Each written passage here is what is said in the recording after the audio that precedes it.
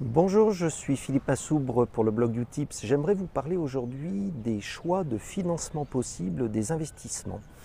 En fait, il existe fondamentalement trois possibilités pour financer l'investissement d'un bien, trois cadres juridiques différents dont je vais vous parler. Le premier est certainement le plus connu et l'emprunt classique. Dans un emprunt classique, vous allez être propriétaire du bien, solliciter la banque qui va financer le bien et celle-ci en règle générale va prendre une garantie sur le bien. Ça pourrait être par exemple un gage sur un véhicule. Voilà. Donc du coup la banque elle vous finance et sur une durée de quelques années l'investissement. Alors le deuxième mode de financement, c'est le crédit bail. Alors le crédit bail a ceci de particulier que vous n'êtes pas propriétaire du bien et l'établissement financier qui vous finance vous facture des loyers.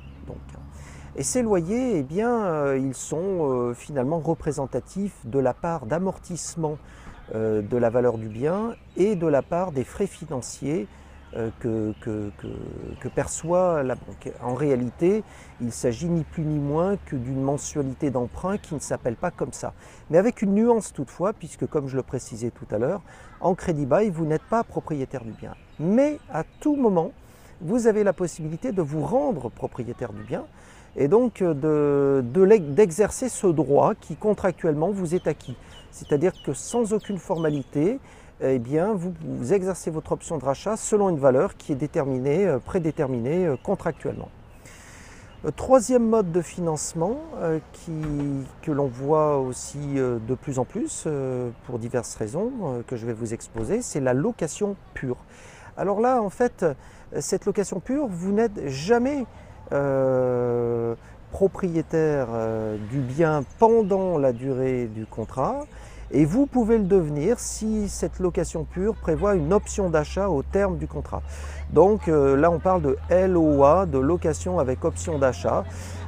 Donc soit on est dans le cadre d'une LOA, soit on est dans le cadre d'une location pure où vous n'avez pas du tout de possibilité d'exercer votre option de rachat. Juste un petit point sur ce dernier mode de financement.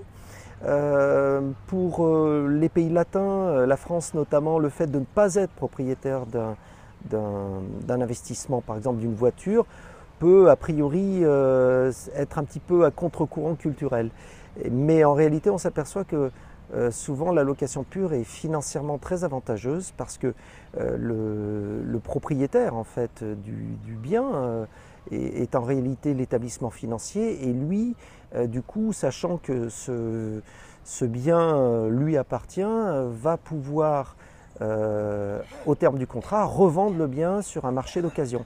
Et vous allez en bénéficier indirectement puisque du coup, cette valeur vénale future n'est pas incluse dans le montant des loyers. Du moins pas en totalité, puisqu'il faut quand même bien que l'établissement financier fasse sa marge. Alors voilà, cette fameuse location pure, elle pourrait être assez intéressante, notamment sur les financements de véhicules, puisque sur les financements de véhicules, on s'aperçoit qu'on a une dépréciation extrêmement rapide de la valeur du bien. Et donc du coup, la location pure se trouve être un mode de financement tout à fait intéressant pour ce type d'investissement. Voilà, c'était Philippe Massoubre pour le blog Utips. À très bientôt. Au revoir.